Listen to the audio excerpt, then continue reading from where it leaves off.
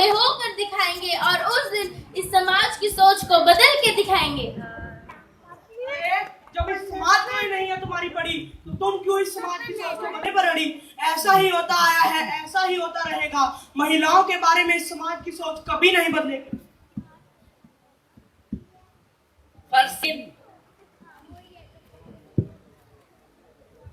Daddy daddy मुझे पैसे चाहिए, बाइक लेनी है। ओके बेटा। डैडी डैडी मुझे भी पैसे चाहिए। पैसे? तुझे क्यों चाहिए पैसे? डैडी डैडी मुझे एमबीए करनी है, अब्रॉड जाना है। ओके बेटा। डैडी डैडी मुझे भी एमबीए करने अब्रॉड जाना है। अरे बेटा क्या करेगी अब्रॉड जाके? फालतू में 40 लाख का खर्चा आएगा। फिर तू वापस आएगी तो तेरा रिश्ता तय हो जाएगा। फिर तेरी शादी पे मुझे दहेज भी देना पड़ेगा। फिर तू शादी करके अपने ससुराल चली जाएगी। अरे बेटा अगर तेरी बात शादी पे आके ही रुकती है तो तू शादी कर ले और अपने बाप की दुआएं लेती जा।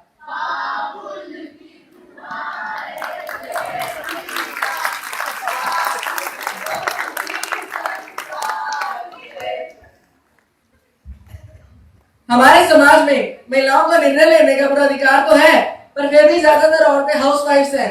ऐसे में अपनी मर्जी से नहीं, घर वालों के दबाव में आकर करती हैं। आप जैसे लोगों के दबाव में आकर, क्योंकि घर वाले खुद ही कहते हैं बेटा थोड़ा कॉम्प्रोमाइज कर ले। लड़कियों को कॉम्प्रोमाइज करना ही पड़ता है।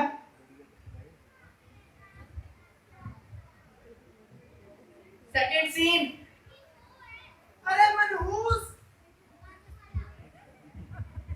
मनहूस, तेरे को मेरे घर में पैदा होना था।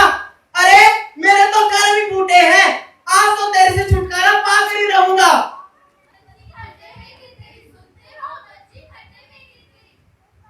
ये लीजिए आपकी बेटी।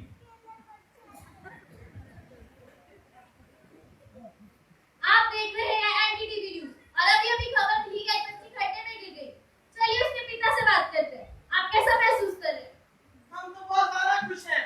हम टीवी पर आए, हमारा पूरा गांव टीवी पर आया, हमारी बेटी टीवी पर आई। हम बहुत ज्यादा खुश हैं। क्या आप बता सकते हैं हादसा कैसे हुआ? अरे हुआ यूं होगा, खेलते खेलते गिर गई होगी खड्डे में। अरे नहीं जी, हम झूठ नहीं बोल रहे। अब देश में कितने गड्ढे हैं? अब क्या सरकार को हर एक गड्ढे का हिसाब देना पड़ेगा? और इसी के साथ सरकार ने अपने बचाव में बच्ची के भविष्य के लिए 2 लाख रुपए देने का ऐलान किया। आपको कैसा लगा? 2 लाख? ये तो बहुत ज्यादा अच्छी खबर सुनने में आई है। हम इन पैसों को खेती बाड़ी में इस्तेमाल करेंगे। और बच्ची के भविष्य का क्या? अरे खेती बाड़ी बढ़ेगी तभी तो बच्ची का भविष्य बनेगा। और वैसे भी पढ़ लिख कर भी करेगी, घर का काम काज सीखेगी तो ससुराल में काम आएगा। मैं हर्षिता, कैमरामैन निर्भय के साथ एनडीटीवी न्यूज़। हमारे देश में कितनी ही लड़कियां हैं जो स्कूल नहीं जा पाती। सरकार की तरफ से 5वीं तक मुफ्त शिक्षा होने के बावजूद भी लड़कियों को स्कूल नहीं भेजा जाता।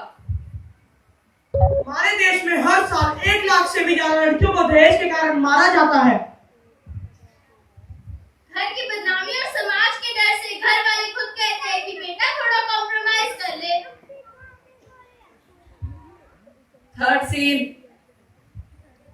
अरे पता है उसके पति ने उसे घर से निकाल दिया। अरे जरूर किसके साथ चक्कर चल रहा होगा। नहीं, ऐसा नहीं लगता। 2 साल शादी के बाद 2 साल से बच्चा रिवेश से निकाल दिया होगा। ऐसा कुछ नहीं है, वो मुझे मारते थे, दहेज ना लाने की वजह से चुला देने की धमकियां देते थे। अब मैं उस घर में वापस कभी नहीं जाऊंगी। अरे पागल है क्या? रामू चाचा क्या बोलेंगे? मम्मी आंटी क्या कहेंगी? लोग क्या कहेंगे? समाज क्या कहेगा? समाज क्या कहेगा उसको सबकी है, लेकिन इस लड़की का क्या? इसकी किसी को नहीं। हमारे देश में लड़कियों को यही कहा जाता है कि बेटा थोड़ा कॉम्प्रोमाइज करिए। सारी उम्र हम मर मर के जी लिए, एक पल तो अब हमें जीने दो, जीने दो। Give me some sunshine, give me some rain, give me ये तो बस कुछ ही समस्याएं हैं जो हमने आपके सामने रखी है। हमारे देश में महिलाओं को हर बात पर कॉम्प्रोमाइज करने को कहा जाता है।